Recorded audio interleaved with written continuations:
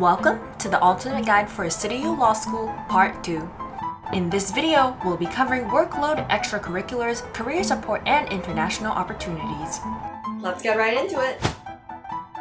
There are 4 big things that you need to look out for. Coursework usually is divided into group work or individual work. The percentage of group work is definitely higher. For individual work, you'll be covering problem questions or essay questions. The word count is usually between 2,000 and 4,000. On your 4th year, you will also need to work on your dissertation. Tutorial presentations are usually in groups, and the more senior you get, the more group work there actually will be. So it's very important that you find someone who you can team up with at the very beginning of law school. I'm so fortunate to have 2 friends who do every single course with me basically, and we all get good grades.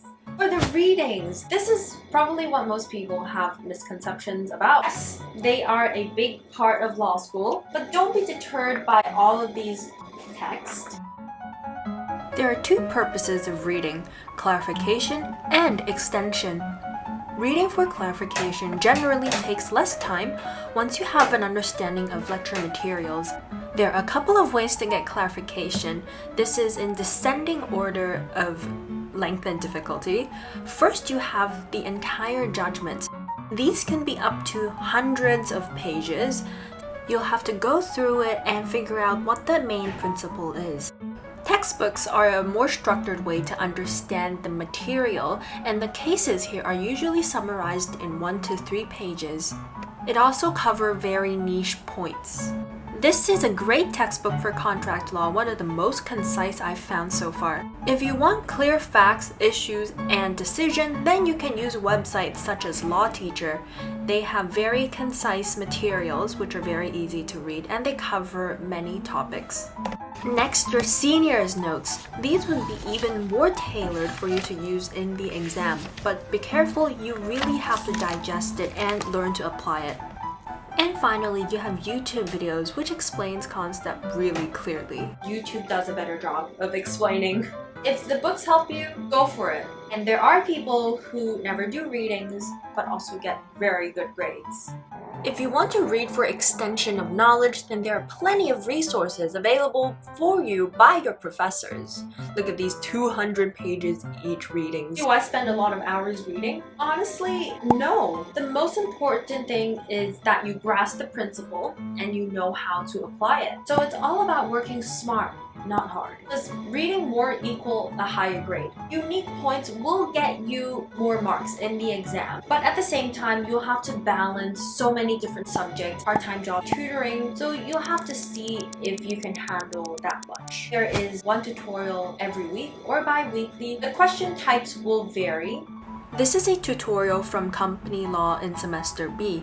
You can see this is the question. It has hypothetical facts with the legal problem that your client is facing. At the very end, you will know which party to advise. These are the PowerPoint slides me and my friends made for PRC Public Law. It is a problem question about illegal confiscation of goods and revocation of license. Everybody prepares very pretty PowerPoints, and we chose to use a red theme because it's Law of China. For this course, everybody has a chance to ask the group question, and that would last for 20 to 25 minutes. You have to be very prepared. Now let's look at a sample exam question. The most important thing is you identify the issue and apply the rules. On the left here, you'll see a past paper exam from Company Law 1 in the year 2020. It's about director's duty to the company, for example, no profiting off of the company's opportunities and giving advantages to their relatives, and also what remedies do the minority shareholders have. On the left here, you'll see my professor's writing. He actually did the question with us during lecture to give us a taste of how to do the examination questions.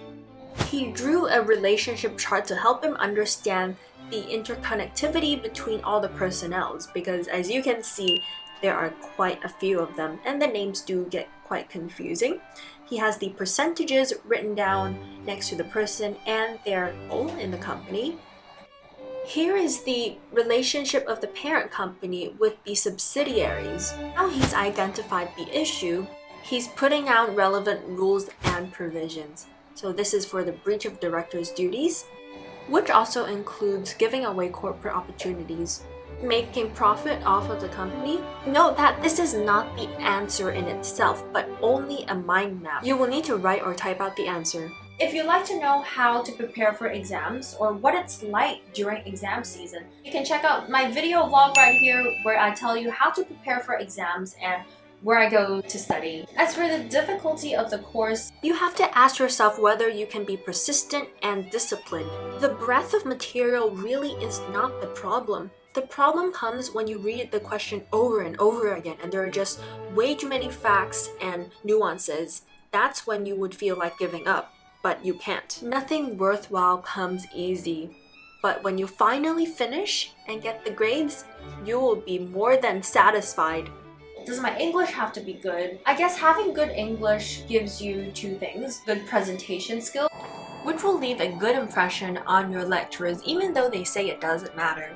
And you'd be able to absorb the materials relatively quickly. So if you absolutely do not love reading and you just don't like words in general, or you're the more creative or innovative type who loves inventions, and you'll have to take that factor into consideration. But studying all these subjects has equipped me with skills that are very transferable to any sort of career that I might have. Research skills, compare ordinances from different jurisdictions, drafting skills, how do you structure an essay, make it presentable, convincing, persuasive. They are an essential part of the law school experience and a great way to fill your resume. I've talked extensively about the types of extracurriculars you can have. In this video, there's 5 extracurriculars that I joined. I won't elaborate over here. You can click on that video, it's in Cantonese. For the law school specific extracurriculars, you'll have Mooting, local moots and international moots. There is criminal matters, human rights, space, international arbitration. I personally joined the VIS moot, an international arbitration moot about international sale of goods. You can see my picture right down here and with my other 5 teammates. Previous teams have flown to Vienna to compete with 350 law schools from all over the world. But because of the pandemic, we're just not really sure when it's coming back. You have law review. The committee would meet every week to discuss submissions and whether or not they should be published in the law review itself.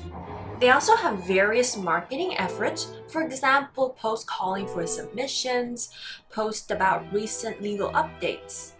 The student chapter, which connects university students to secondary school students. They recently organized an information day for secondary school students about law school. The current director for career support, Mrs. Scarlett Fogg, she's very dedicated in securing different internship opportunities for us. For example, I joined this family law clinic program to deliver seminars to domestic violence victims about legal aid, divorce, and child custody. The law school often sends us internship emails for us to sign up to gain some real-world experiences. Being in college is not only about studying, but it's also about seeing the world. First, there's an exchange program which applies school-wide. You can go anywhere in the world basically. Here is a list of their exchange partners. These are institutional-wide, so you can go there and study any subjects you want. Some popular destinations include the UK, US, the Netherlands, Sweden, Norway. There are year-long exchange programs available, like the one in Durham University, which I almost ended up going to. Ideally, you'd be going in your 2nd or 3rd year. These are the law school specific exchanges. You have the Center for Transnational Legal Studies at Georgetown University, which would require a CGPA of 3.4 out of 4.3. Then you have the Themis Network, which is a collaboration between Asian and European law school. Upon completion, you'll have a Themis certificate, and here is the list of partner university, which includes renowned business schools such as Bocconi University and Assad. I'll be going to Bocconi University to understand more about business and, of course, law. There is also another program called GLEAP, Global Legal Education Awareness Project. You can choose between Oxford or Monash for a month-long study program.